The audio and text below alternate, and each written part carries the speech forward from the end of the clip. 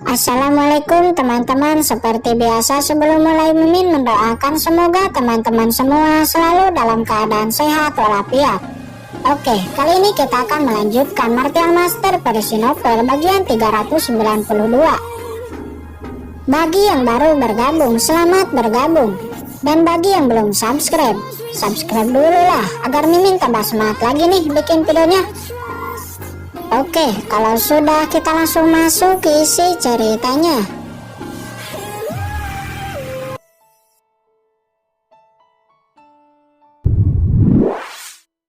Untuk pergi dari sana. Semua pengaruh kekuatan di sana juga memerintahkan murid-muridnya untuk keluar dari tempat ini. Melihat orang-orang bergegas pergi, pemimpin orang berbaju hitam langsung mengeluarkan sebuah bendera formasi hitam seraya membentuk segel. Boom! Setelah itu semua pintu keluar langsung tertutup. Hanya tersisa satu jalan di belakang pemimpin orang berbaju hitam yang terbuka. Semuanya mengapa ingin buru-buru pergi? Kata pemimpin orang berbaju hitam. Dia berkata sambil tersenyum menyeringai dan dengan mata yang haus darah. Apa yang ingin kamu lakukan?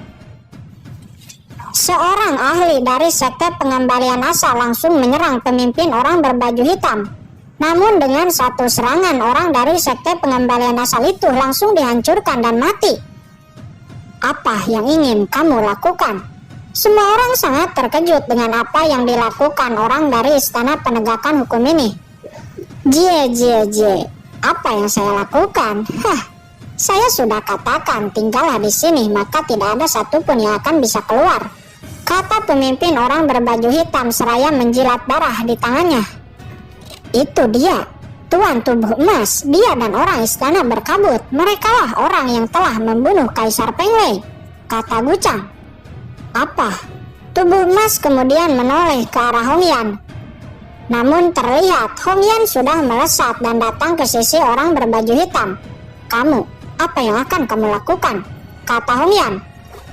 Hong Yan, apa yang kamu lakukan? Apakah kamu bersekutu dengan orang itu? Aku ingin kamu memberi penjelasan, kata Martial Sovereign Tubuh Emas. Jie, ini yang akan aku lakukan. Segera orang berbaju hitam melambaikan tangan lalu membuat segel. Arai pengorbanan darah aktifkan. Segera kekuatan hitam menyebar, memenjarakan semua orang di dalamnya, dan dengan cepat kekuatan hitam itu masuk ke dalam tubuh semua orang. Tidak, tubuhku, apa yang terjadi? Banyak orang-orang terkejut karena setelah kekuatan ini masuk ke dalam tubuhnya, tiba-tiba tubuhnya mengembang seperti balon dan boom, meledak. Seketika banyak orang yang mati. Orang-orang yang mati ini kebanyakan adalah ahli-ahli Martial Sovereign tahap tengah. Kalian, apa yang kalian lakukan? Semua orang berteriak dengan marah. Namun mereka tidak ada waktu untuk bertanya. Ahli Martial Sovereign tahap tengah puncak yang masih tersisa, tubuhnya sudah mulai mengembang. Mereka dengan panik melawan. Saat ini Qin Chen juga merasa ada kekuatan hitam jahat yang perlahan masuk ke dalam tubuhnya. Akan tetapi dengan pertahanan tubuh Qin Chen, ini belum berdampak padanya. Namun setelah menyerap orang-orang yang mati, kekuatan hitam ini terus bertambah kuat. Lama-kelamaan ini pasti akan membahayakan ahli Martial Sovereign tahap akhir, bahkan ahli setengah langkah Martial Emperor. Orang berbaju hitam itu akhirnya bergerak, tapi apa tujuannya? Qin Chen menoleh ke sekitar dan melihat pola-pola arai merah yang sangat rumit. Sesaat Qin Chen menyadari sesuatu. Tidak baik, semuanya berhati-hatilah, kata Qin Chen. Namun di saat kata-kata itu dikatakan, tiba-tiba beberapa orang dari pusat pengaruh kekuatan bergerak menyerang ahli kuat di kelompoknya. Seperti Lu Haoran, dia secara tiba-tiba langsung melayangkan pukulan mematikan kepada master situ. Di kelompok lain juga sama, seperti Martial Sovereign Tubuh Emas, dia juga diserang seseorang dari kelompoknya sendiri. Satu persatu raungan terdengar. Banyak dari orang yang diserang diam-diam langsung terkapar dan kehilangan kekuatan bertempurnya. Namun ada juga orang yang dengan cepat bereaksi seperti Pai Lau, Yue Chaolun, Tubuh Emas, dan juga Master Situ. Dia memang terkena serangan Lu Haoran, akan tetapi untungnya dia sedikit bisa menghindar. Yang membuat dirinya masih aman hanya terluka ringan. Untungnya Qin Chen memperingatkannya sebelumnya yang membuatnya berhati-hati kepada Lu Haoran. "Lu Haoran, ada apa denganmu?" kata Master Situ dengan terkejut. Mendengar ini Lu Haoran tersenyum aneh. Jie. "Apa yang saya lakukan? Tentu saja untuk membunuhmu. Tapi saya tidak menyangka kamu bisa menghindar tepat waktu. Katakan, kapan kamu mulai meragukanku?" kata Lu Haoran. "Siapa kamu? Kamu bukan Lu Haoran," kata Master Situ. Pada saat ini semua orang nampak ngeri melihat banyaknya orang yang mati, dan sekitar 7 orang yang telah diduduki tubuhnya langsung terbang dan mendarat di sisi orang berbaju hitam termasuk Lu Haoran. "Peilau, apakah kamu tahu susunan formasi apa ini?" kata Martel Sopering Tubuh Emas. "Arai formasi larangan ini sangat aneh. Sepertinya aku butuh banyak waktu untuk bisa memecahkannya," kata Peilau. Dia melihat formasi, namun dia sama sekali tidak memahaminya. "Harus hancurkan dulu arai ini." Segera Martial Sopering Tubuh Emas mengepalkan tinjunya, meraung dan menghantam formasi. Duar! Namun itu tidak berguna, bahkan formasi sama sekali tidak bergetar. Formasi apa ini? Sangat kuat. Tinjunya bahkan bisa menghancurkan gunung, tapi formasi ini sama sekali tidak terpengaruh. Aku tidak percaya. Tubuh Emas kembali mengepalkan tinju. Namun kali ini tinjunya dikombinasikan dengan Bloodline dan juga jimat emas. Duar! Akan tetapi formasi masih tetap kuat dan tidak terpengaruh sedikit pun. "Tidak mungkin," kata Tubuh Emas, "tembakan penuhnya bahkan tidak berpengaruh." Tingkat berapa sebenarnya formasi ini?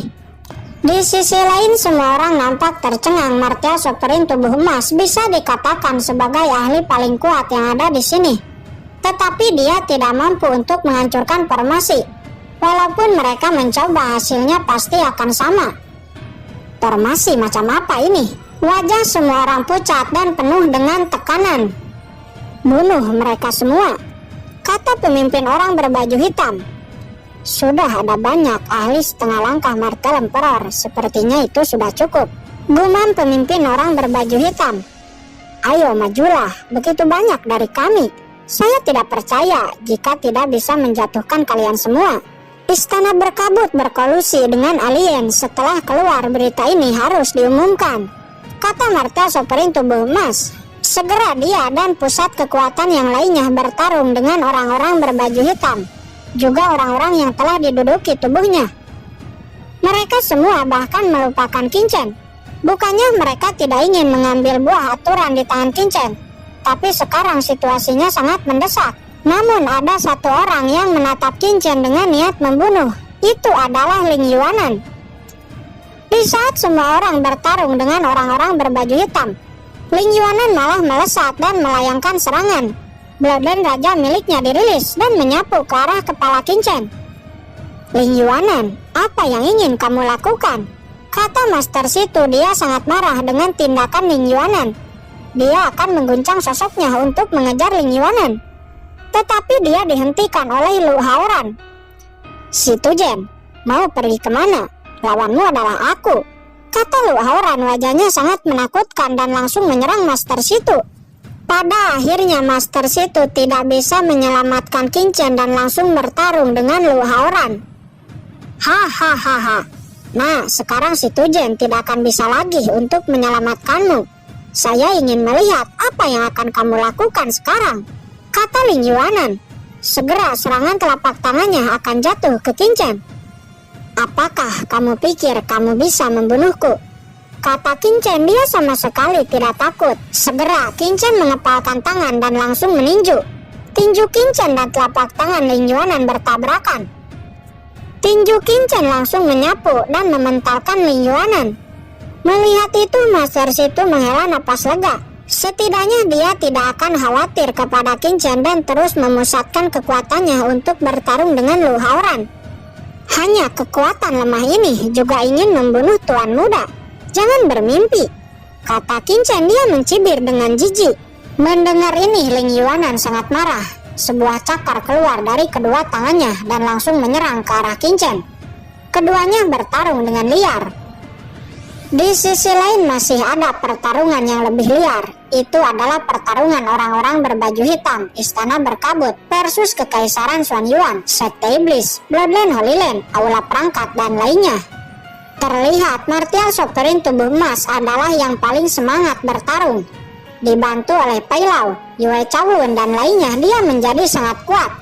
Walaupun sebelumnya mereka semua berkonflik, akan tetapi sekarang karena didesak oleh keadaan, mereka semua bergandengan tangan, saling bekerja sama dan terus bertarung dengan orang-orang berbaju hitam dan orang-orang Istana Berkabut. Di sisi lain, Qin Chen terus bertarung dengan Ling Yuanan. Pada saat ini Ling Yuanan tertegun karena dia tidak menyangka setelah beberapa kali bertukar pukulan dengan Qin Chen, dia tidak bisa menjatuhkan Qin Chen. Sial, mengapa pertahanan anak ini sangat kuat? Ling Yuanan terkejut. Pada awalnya dia berpikir bahwa Qin Chen kuat karena memakai teknik rahasia. Namun sekarang dia mendapati bahwa itu bukan teknik rahasia, melainkan kekuatan yang Qin Chen itu miliki sendiri. Jika ini masalahnya, jika Qin Chen dibiarkan hidup, bukan hanya saya, tapi seluruh keluarga Ling mungkin akan jatuh dalam bahaya, kata Ling Yuanan. Namun tiba-tiba mata Ling Yuanan dipenuhi dengan keserakahan. Sepertinya anak ini memiliki teknik kultivasi tubuh yang sangat kuat. Saya harus mendapatkannya. Apalagi ditambah buah aturan. Semua hal yang ada padanya harus menjadi milikku, kata Ling Yuanan. Segera sebuah kertas jimat muncul di tangannya. Jimat ini memancarkan aura yang sangat menakutkan. Ling Yuanan memuntahkan seteguk esensi darah kepada jimat itu. Darah menyatu dengan jimat, meledak. Sebuah kekuatan menakutkan menyebar. Jimat macam apa ini? Kata Qin Chen. Dia terkejut karena mendapati di bawah jimat ini tubuhnya tidak bisa bergerak. Semua orang di jarak tertentu juga sedikit merasakan penekanan dari jimat ini. Itu seperti bloodline mereka sedikit ditekan dan sulit untuk bergerak. Hahaha, jimat ini adalah jimat dari leluhur kuno keluarga Ling saya. Esensi dari bloodline raja kuno dapat menekan ahli bela diri. Hari ini saya akan mengorbankan harta ini, kata Ling Yuanan. Harta jimat ini sangat berharga. Dia hanya memiliki satu. Dengan harta ini bahkan dapat menyelamatkan nyawanya dan kabur dari serangan ahli martial emperor. Namun sekarang untuk dapat membunuh Qin Chen, dia benar-benar mengeluarkannya. Mati, kata Ling Yuanan. Penekanan bloodline ini memang cukup menakutkan dan Qin Chen terkejut. Namun jika Ling Yuanan berpikir ini dapat membunuhnya, terlalu naif. Bloodline guntur dirilis. Seketika penekanan yang diterima Qin Chen menghilang. Setelah itu Qin Chen mengeluarkan segel pembalik surga, menyapu ke arah Ling Yuanan dan menyapu serangannya. Ling Yuanan kembali mendesak jimatnya, namun di bawah bloodline guntur itu tidak berguna. Itu hanya selembar kertas. Saya tidak takut. Jika itu leluhur kuno keluarga Ling yang ada di sini, mungkin saya akan sedikit takut, kata Qin Chen. Badai ilahi. Serangan jiwa Qin Chen menyapu, menusuk langsung ke dalam mata Ling Yuanan. Untuk sesaat Ling Yuanan pusing, buru-buru mendesak kekuatannya. Namun setelah ia sadar, tebasan pedang kata kematian sudah melesat di depan matanya. Ling Yuanan tidak ada waktu untuk bereaksi. Pedang langsung menebas lehernya, terpenggal dan mati. Cincin penyimpanannya ditarik dan jatuh ke tangan Qin Chen.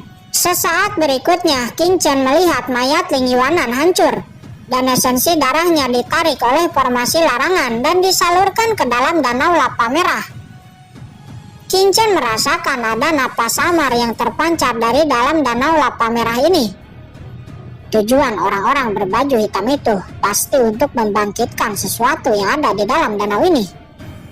Tapi apa itu? Apakah itu ahli kuno ras alien? Kata Qin Chen. Dia sedikit merinding di hatinya. Sebelumnya iblis Mokara sangat kuat, akan tetapi ternyata dia hanya seorang penjaga istana ini. Lalu keberadaan macam apa yang tersegel di sini? Bahkan orang berbaju hitam berani mengambil resiko dengan mengekspos orang-orang Istana Berkabut yang bekerja sama dengan mereka. Dapat dipastikan bahwa yang tersegel di sini sangatlah penting. Tidak, Aku tidak akan pernah membiarkan mereka berhasil, kata Kincen. Nah, berikan buah aturan itu. Hanya dengan menerobos ranah Martel Emperor, saya bisa mengalahkan mereka. Si Tujen bujuk anak itu untuk memberikan buah aturan. Semua orang panik. Semakin berjalannya waktu, di bawah formasi larangan ini, semua orang satu persatu telah tumbang di sini. Jika Kincen memberikan buah aturan dan membiarkan semua orang untuk menerobos, semuanya tidak akan terlalu sulit.